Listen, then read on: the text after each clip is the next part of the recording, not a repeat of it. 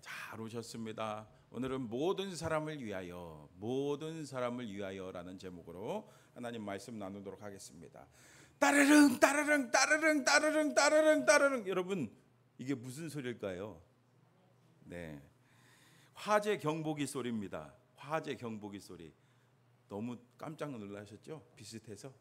네, 불나면 나는 소리죠. 부산에서 사역할 때 일입니다. 쌀쌀한 겨울 점심시간이 조금 지난 시간이었어요. 점심 먹고 오니까 여러분 어떻습니까?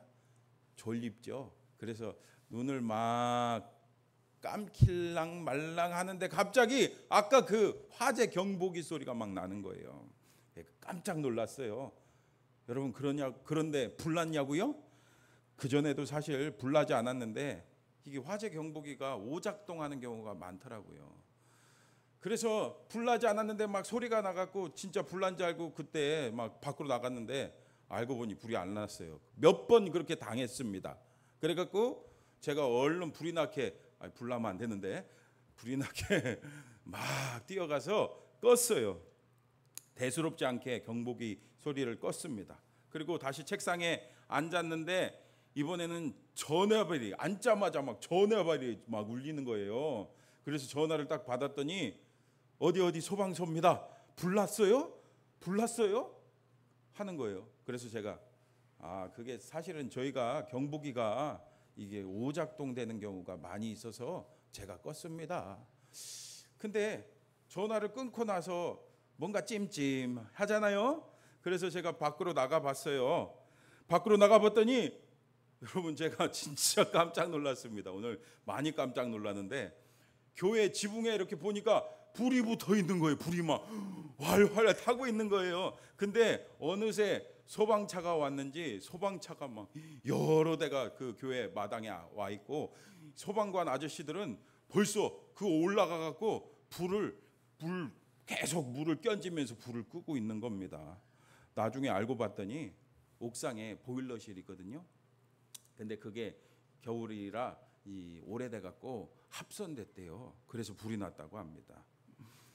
와, 진짜 그때 소방관 그리고 소방차들이 조금이라도 늦게 왔으면, 여러분 불이 순식간에 막 번지잖아요. 조금이라도 늦게 왔으면 제가 이 자리에 없을 뻔했어요. 근데 여러분, 소방관들이 어떻게 그렇게 불이 난지 알고 빨리 올 수 있었을까요? 그 당시에 그 교회 바로 뒤편이 재개발하고 있었거든요. 그 오래된 주택 그냥 싹 밀어버리고 아파트를 4,000세대 짓고 있었어요. 근데 거기서 일하시는 분 중에 한 분이 바로 교회 집사님이었어요. 다른 분들은 사실 교회를 그냥 대수롭지 않게 보겠죠. 그런데 이분은 본인 교회니까, 우리 교회니까 교회를 자주 보는 거예요. 관심 있게 보는 거예요. 근데 딱 보니까 연기가 나는 거예요. 그래갖고 그것을 보고 바로 119에 신고해서 제가 산 거 아니겠어요? 여러분 어떻습니까? 이렇게 불이 나면 여러분 어떻게 하겠어요? 119에 얼른 신고하는 것처럼 우리도 어려움이 있으면, 힘든 게 있으면은 얼른 어떻게 해야 돼요? 하나님 앞에 나아가야 돼요. 하나님 앞에 나가서 우리의 그 사정과 형편을 알아야 됩니다. 한마디로 기도해야 됩니다. 근데 제가 이렇게 기도하라고 말씀드려도 하나님 모든 거 다 아시는데 무슨 기도합니까? 그냥 하나님이 다 알아서 해주시겠죠 라고 하는 분이 혹시 있을지 모르겠습니다. 여러분, 그런데 맞습니까? 여러분, 오늘 말씀 보세요. 오늘 말씀은 사도 바울이 자신의 영적 아들인 그 목회자인 디모데에게 쓴 첫 번째 편지, 디모데 전서입니다. 디모데는 목회자로서 이 에베소 교회를 목회하고 있었는데 이 에베소 교회 안에 거짓 교사들이 들어왔어요. 그래서 엉뚱한 것을 막 가르치는 겁니다. 헛된 것들을 가르칩니다. 경험이 부족하고 나이가 어린 이 목회자 디모데, 어떻게 이 모든 어려움을 이겨낼 수 있을까요? 그래서 오늘 사도 바울이 말하죠. 오늘 1절 말씀 같이 읽어볼게요. 시작. 그러므로 내가 첫째로 권하노니 모든 사람을 위하여 간구와 기도와 도고와 감사를 하되. 아멘. 여러분, 그 비결이 뭐예요? 바로 기도하는 겁니다. 여러분 그런데 1절에 무슨 단어로 시작되고 있죠? 그러므로라는 단어로 시작됩니다. 여러분 그러므로가 언제 쓰는 단어인지 아시죠? 앞에 거에 대한 어떤 이유와 그 결론에 대한 것들 그리고 방법에 대한 것들을 설명하기 위해서 그러므로라는 말을 쓰잖아요. 그러면 앞에 사도 바울이 뭐라고 했습니까? 디모데전서 1장 18절을 같이 읽어볼게요. 시작. 아들 디모데야, 내가 내게 이 교훈으로서 명하노니 전에 너를 지도한 예언을 따라 그것으로 선한 싸움을 싸우며. 아멘. 여러분 선한 싸움을 싸우라고 말하고 있어요. 여러분 그래요. 오늘 우리는요 지금 싸우고 있습니다. 무슨 싸움을 싸우고 있어요? 영적 싸움을 싸우고 있어요. 영적 전쟁을 지금 하고 있는 거예요, 여러분 그런데 이 세상에서 사람들과 싸우는 겁니까? 우리는 사람들과 싸우는 것이 아니라 이 혈과 육을 가지고 싸우는 것이 아니라 어둠의 세력들과 싸우는 거예요. 사단 마귀와 싸우는 거예요. 근데 여러분 싸움할 때 뭐가 필요합니까? 군인들이 싸움하러 갈 때 뭐가 필요해요? 총이 필요하잖아요. 무기가 필요하잖아요. 우리 이 영적 싸움에도 무기가 필요합니다. 그것이 뭐예요? 바로 오늘 앞에 우리 디모데전서 1장 18절의 말씀 보니까 너를 지도한 예언을 따라. 그 성령의 검인 하나님의 말씀이 무기인 줄 믿습니다. 그리고 오늘 바울이 권면한 것 같이 무기가 또 뭐예요? 한 가지 더 기도입니다. 말씀과 기도가 우리의 무기입니다. 기도해야 합니다. 에베소서 6장 18절도 같이 읽어볼까요? 시작. 모든 기도와 간구를 하되 항상 성령 안에서 기도하고 이를 위하여 깨어 구하기를 항상 힘쓰며 여러 성도를 위하여 구하라. 아멘. 여러분 에베소서 6장에 보면 전신갑주가 나오죠. 영적 전쟁에서 우리가 전신갑주를 입고 싸워야 된다는 건데, 여러분 전신갑주가 제일 제대로 잘 작동하려면은 뭐가 있어야 된다는 겁니까? 맞아요. 기도해야 됩니다. 기도해야 돼요. 그래서 에베소서 6장 보니까 모든 기도, 간구, 성령 안에서 기도하고 깨어 구하고 여러 성도를 위하여 구하라. 기도하라를 몇 번 얘기합니까? 하나, 둘, 셋, 넷, 5번이나 얘기하고 있어요. 여러분 이렇게 성경은요 우리가 가만히 있으면 다 된다고 말씀하고 있지 않습니다. 뭐 하라고요? 기도하라고 말씀하고 있어요. 계속해서 기도하라고 말씀하고 있습니다. 앞서 말씀드린 것처럼 불나면은요 가만히 있으면은 그냥 다 타버리는 거예요. 불나면 어떻게 해야 돼요?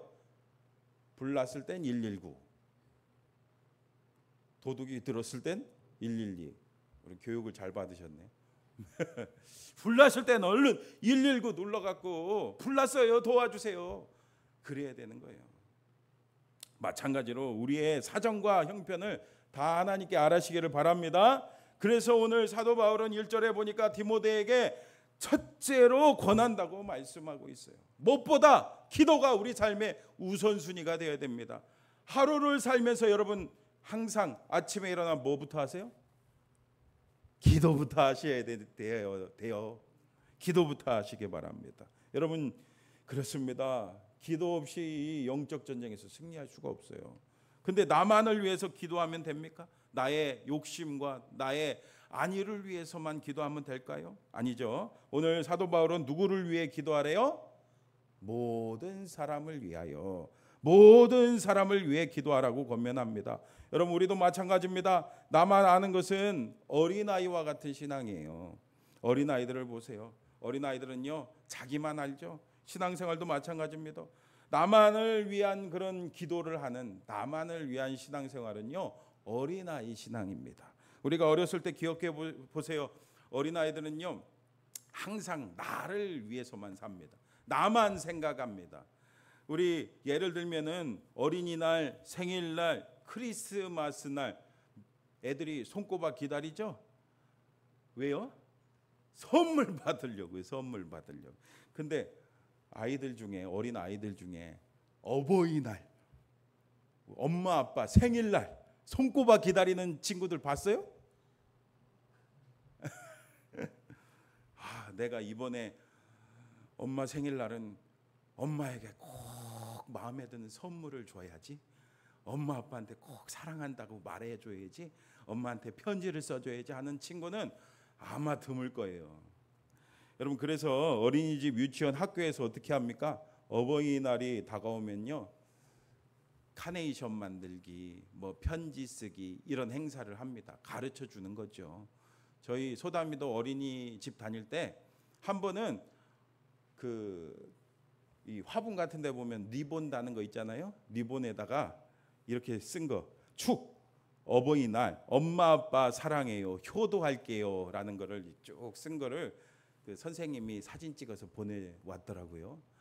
이렇게 알려줘야지, 애들이 이렇게 알려줘야지 아이들이 그래도 챙길까 말까, 기억할까 말까 하는 거예요. 이렇게 어린아이들은요 자신만합니다. 하지만 조금 철이 들면요 부모님의 마음을 알아요.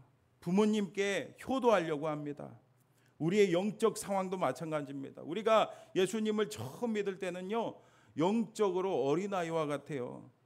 이거 주세요, 저거 주세요, 주옵소서 하면서, 심지어는 금식까지 하면서 하나님 저한테 응답 안 주시면은 저 밥도 안 먹을래요 하면서 막 달라고만 합니다. 그러나 여러분, 신앙이 자라나면은 어떻습니까? 여러분, 신앙이 자라나셨죠? 여러분들 이렇게 보니까 이제 어린아이 신앙은 없으신 것 같아요. 맞나요? 네, 신앙이 자라나면은요 부모님의 마음을 압니다. 부모님의 마음을 알아요. 아버지 하나님의 마음을 알게 됩니다. 하나님 아버지께서 원하시는 것이 무엇인지 알아요. 여러분, 하나님 아버지께서 원하시는 게 뭐래요? 오늘 말씀 보세요. 오늘 말씀처럼요 모든 사람을 위해 기도하기를 원하십니다. 그래서 오늘 사도 바울은 디모데에게 모든 사람을 위해서 기도하는데 그냥 기도하라고만 하지 않고 어떻게 하라고 합니까? 간구하고 기도하고 도구하고 감사하라고 말씀하고 있어요. 간구는 무슨 뜻이에요? 말 그대로 간절히 구하는 거고, 그리고 기도는 하나님과 늘 교제하는 거고, 그리고 대화하는 거죠. 그리고 도구는 뭡니까? 다른 사람을 위해 중보기도해 주는 거예요. 감사는 하나님 우리에게 베풀어 주신 은혜에 감사하는 그 기도를 하는 거죠. 그러니까 한마디로 기도의 지경이 넓어지라는 뜻입니다. 나만 기도하는 것이 아니라, 나만을 위해서만 기도하는 것이 아니라, 여러분 모든 사람을 위해 기도하는 기도의 지경이 넓어지는 은혜가 있기를 축복합니다. 우리 계속해서 2절 말씀도 보세요. 사도 바울은 특별히 누구를 위해 기도하라고 합니까? 2절 시작. 임금들과 높은 지위에 있는 모든 사람을 위하여 하라. 이는 우리가 모든 경건과 단정함으로 고요하고 평안한 생활을 하려 함이라. 아멘. 누구를 위하여? 임금들과 높은 지위에 있는 모든 사람을 위해 기도하라고 있어요. 그 이유까지 설명하죠. 사회가 안정되어 있을 때 우리가 경건하고 단정한 환경 가운데 고요하고 평안한 그런 신앙생활을 지속할 수 있기 때문이라는 거죠. 요즘 여러분 뉴스를 보세요. 중동에서 지금 또 이스라엘과 이란과 막 전쟁이 또 일어날까 말까 하고 있죠. 또 우크라이나 그 땅에 아직도 전쟁이 끝나지 않고 있잖아요. 여러분, 그렇게 전쟁이 왜 일어납니까? 거기서 무고한 수많은 사람들이 막 죽고 다치고 막 집도 부셔지고 어려움을 겪는 이유가 뭡니까? 바로 이 정치 지도자들 때문 아니겠어요? 여러분, 또 멀리 찾을 것도 없잖아요. 바로 우리 위에 사는 사람들, 그 북한 얼마나 그 헐벗고 굶주리고, 야 진짜 뉴스를 보니까 얼마나 안타까운지. 우리나라 그 드라마 봤다고 중학생들 막 총으로 쏴서 죽이고 그러잖아요. 여러분, 다 누구 때문이에요? 맞아요. 김정은 김정은 얘기했다 또 큰일 나는 거 모르겠네. 네. 여러분, 이렇게 정치가 제대로 안정돼 있어야 돼요. 그러니까 우리가 위정자를 위해서 기도해야 되겠어요? 말아야 되겠어요? 기도해야 됩니다. 그래야지 무엇보다 우리가 복음을 전할 수가 있습니다. 팍스 로마나라는 말 들어보셨어요? 초대교회 시절에 복음이 잘 전파될 수 있었던 이유가 그 당시 로마 제국이 이 세상을 다스리고 있었기 때문에 그래요. 물론 로마 제국이 힘으로 다스리고 있었지만 그 힘 때문에 나름대로 그 사회가 평안할 수 있었습니다. 사도들이 복음을 전하러 가는 곳곳마다 막 전쟁터였다고 생각을 해보세요. 제대로 복음을 전할 수 있었겠습니까? 복음을 제대로 전하지도 못할 뿐 아니라 목숨을 부지할 수도 없었을 거예요. 그래서 여러분, 복음 전파를 위해서 우리가 이 사회의 안정을 위해서, 정치 지도자들을 위해서 기도해야 되는 겁니다. 우리 계속해서 3, 4절 말씀 보세요. 하나님의 그 마음이 분명하게 나오고 있습니다. 우리 같이 3절 4절 같이 읽어볼게요. 시작. 이것이 우리 구주 하나님 앞에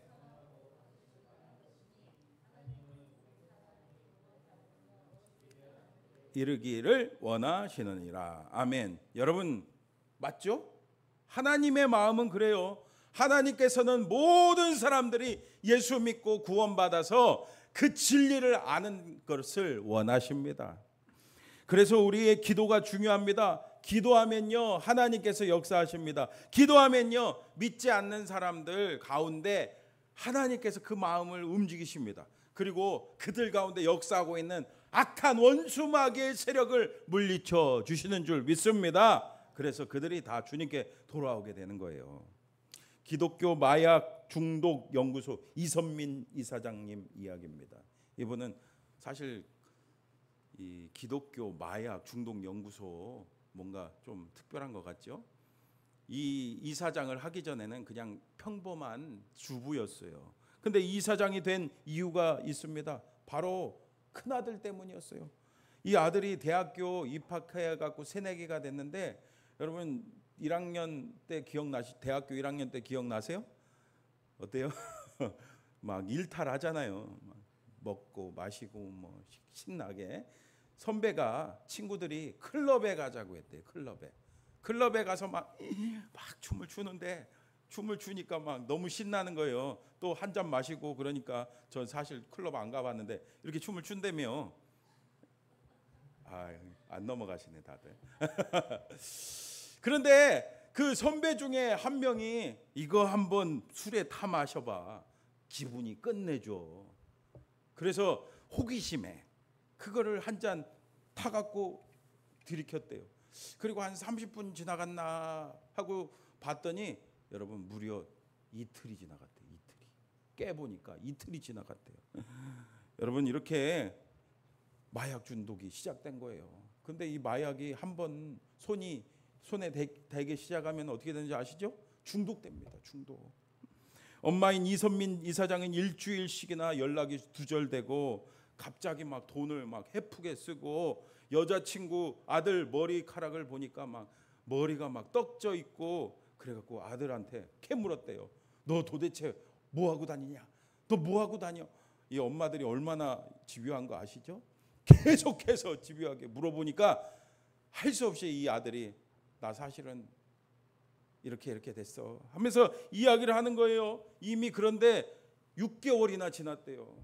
마약 중독자가 됐어요. 충격에 빠졌어요.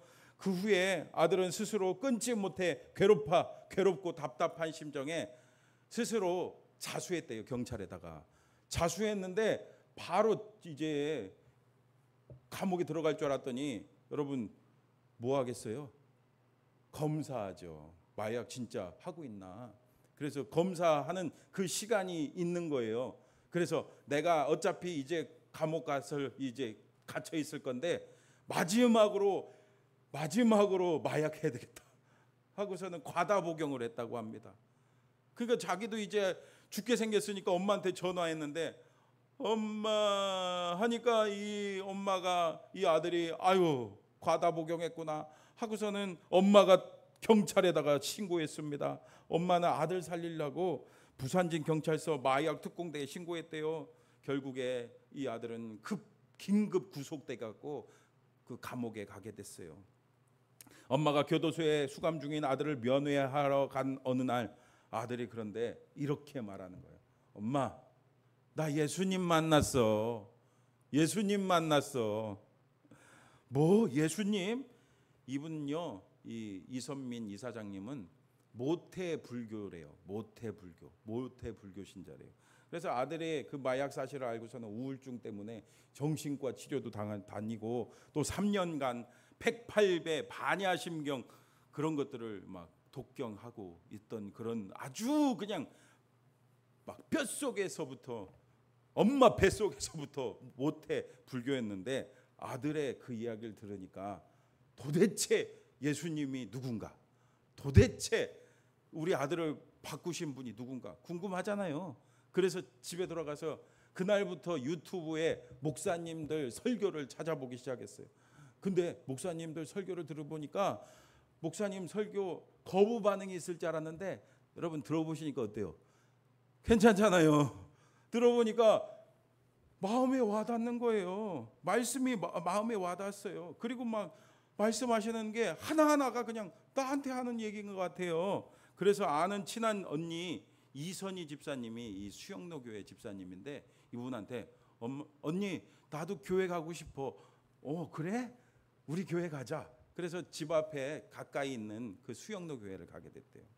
근데 그날 예배 드리는데 깜짝 놀랐어요. 목사님 설교를 듣는데 그 목사님이 그날따라 마약 중독에 대한 이야기를 하는 거예요. 마약 중독에 대한 이야기.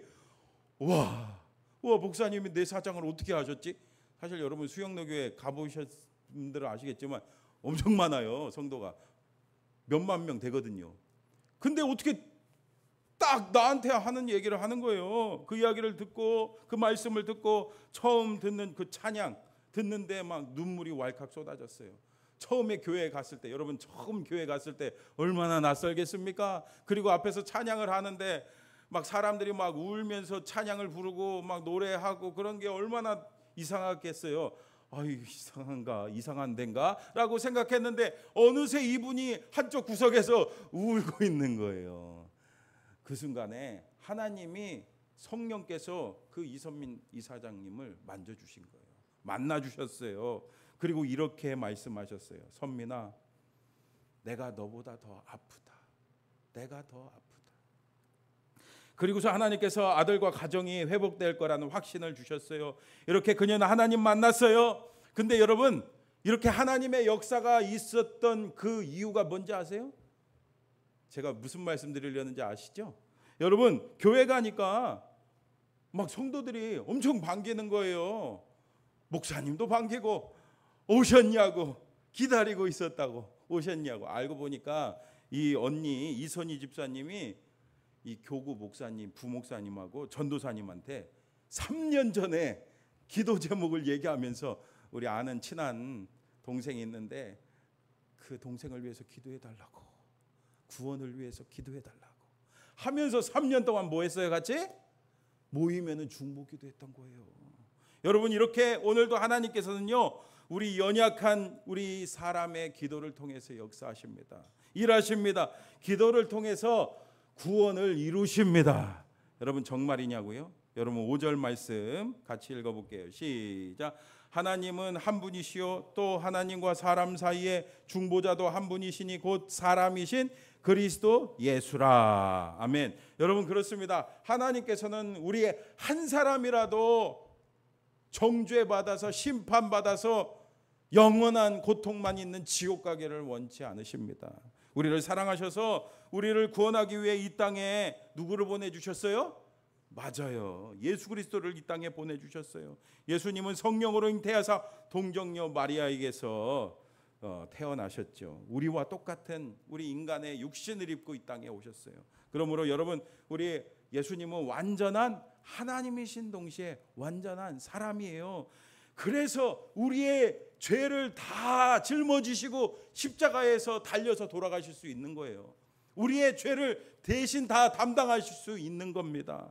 그래서 오늘 말씀하신 것처럼 우리 예수님은 우리의 유일한 중보자가 되십니다. 어떤 사람들은요 산에 올라가려면은 여러분 산에 올라가려면은 이쪽 등산로도 있고 저쪽 등산로도 있고 이쪽 등산로도 있는데 뭐 그렇게 예수님만 믿어야 되냐, 다양한 방법으로 꼭대기만 올라가면 되는 거 아니냐라고 말하는 사람이 있는데 여러분 아니죠.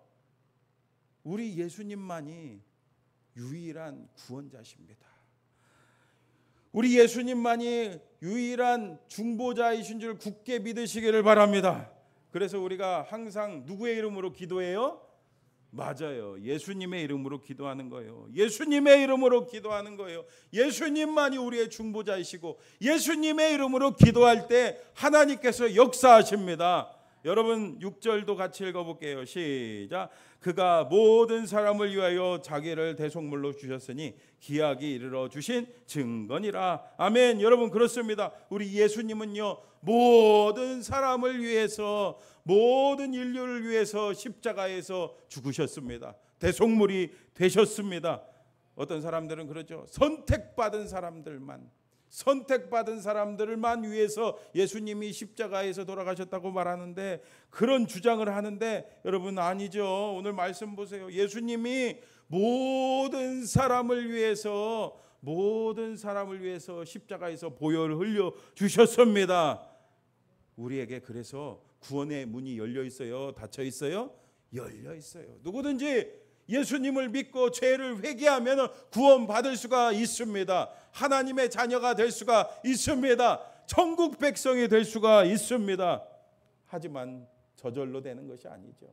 제 발로 교회에 오는 분들도 가끔 있지만 제 발로 교회에 오지 못하잖아요. 그래서 우리가 어떻게 해야 됩니까? 오늘 7절 말씀 같이 읽어볼게요. 시작. 이를 위하여 내가 전파하는 자와 사도로 세움을 입은 것은 참말이요 거짓말이 아니니 믿음과 진리 안에서 내가 이방인의 스승이 되었노라. 아멘. 이렇게 하나님의 마음을 분명히 알고 있는 사도 바울은 예수님이 우리를 위해 중보자가 된 것처럼 나도 전파자가 되었다. 나도 하나님의 부르심에 따라 사명자가 되었다. 사도가 되었다라고 고백을 하고 있습니다. 여러분 지금도 마찬가지입니다. 하나님은요 하나님의 일을, 하나님의 사람을 불러서 세워서 세상 가운데 보내셔서 하나님의 일을 하게 하십니다. 우리도 하나님이 우리에게 부르시는 그 부르심에 응답해야 될 줄 믿습니다. 여러분 우리도 이렇게 복음 전파해야 돼요. 알려줘야 됩니다. 여러분 지금 프랑스 파리에서 올림픽이 진행되고 오늘까지 하고 끝나는 건가요? 끝나죠? 네. 지금 그런데 그 파리 하면 여러분 떠오르는 게 뭡니까? 프랑스 파리 하면 떠오르는 게 뭐예요? 에펠탑이죠. 에펠탑. 에펠탑은 이 프랑스 파리의 랜드마크입니다. 지금으로부터 한 130년이 됐대요. 그래서 이 에펠탑은 파리를 쫙 내려다보면서 멋지게 세워져 있죠. 그래서 많은 사람들이 파리를 왜 갑니까? 에펠탑 구경하러 많이 가죠. 여러분 보셨나요? 혹시 에펠탑 직접 가서 보셨어요? 직접 보셨어요. 오신 분도 있구나. 저도 꼭 가보고 싶습니다.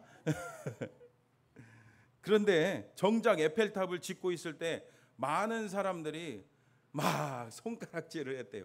아니 저렇게 흉물스러운 걸 왜 짓냐고 그랬대요. 대표적으로 프랑스의 유명 작가 데무노, 여러분 모파상 들어보셨죠? 모파상. 이 사람은 그 탑이 공장 굴뚝같이 우스꽝스럽게 가는 모양이라고 하면서 막 왜 짓냐고 막 따졌대요. 얼마나 싫었는지 에펠탑이 안 보이는 방향으로 창문을 낸 집에 살았고요. 심지어는요 이분이 에펠탑 밑에 있는 음식점에서 식사를 많이 했대요. 아니 왜 에펠탑을 그렇게 싫어하면서 거기서 식사를 합니까? 그랬더니 뭐래요? 아니 파리에서 에펠탑이 안 보이는 곳이 바로 이곳이잖아요. 그렇게 대답을 했대요. 에펠탑이 보기가 싫어갖고 그 정도로 에펠탑이 너무 싫었다고 합니다. 그들은요 왜 그렇게 했을까요? 그 아름다움을 몰라봤기 때문에 그래요. 몰랐기 때문에 그렇습니다. 여러분 어떻습니까? 오늘날 수많은 사람들이 바로 이런 상황이에요. 여러분 예수님 너무 좋잖아요. 너무 좋아 참 좋아. 여러분 아이들 찬양도 있는데 우리 예수님 너무 좋으시죠? 여러분들 저만 좋은 거 아니죠? 너무 좋잖아요. 예수님이 우리를 위해서 십자가에서 죽으시고 우리에게 구원을 주셨는데, 그런데 이렇게 좋은 예수님을 세상 사람들 믿지 않는 사람들은 몰라요. 그래서 우리가 어떻게 해야 되겠습니까? 우리가 어떻게 해야 되겠습니까? 여러분, 더군다나 그들 가운데 원수 마귀가 붙잡고 있잖아요. 그래서 우리가 어떻게 해야 되겠어요? 오늘 8절 우리 같이 읽어볼게요. 시작. 그러므로 각처에서 기도하기를 원하노라. 아멘. 할렐루야. 여러분, 그렇습니다. 우리는 거룩한 기도의 손을 올려야 됩니다. 우리가 기도의 손을 올리면은 우리는 할 수 없어도 누가 하세요? 하나님이 하십니다. 하나님께서 그 믿지 않는 영혼들, 예수님을 모르는 영혼들 가운데 역사하십니다. 우리는 뭐 하면 돼요? 맞아요. 기도하며 예수님을 전해야 될 줄 믿습니다. 그러면은 그 마귀에게 사로잡혀 있는지도 모르는 그 영혼들이 변화될 줄 믿습니다. 여러분, 우리는 할 수 없으나 하나님께서 하십니다. 우리를 통해서 하십니다. 여러분, 우리의 그 하나님의 사역에 동참하시기를 주님의 이름으로 축원합니다. 오늘 들은 말씀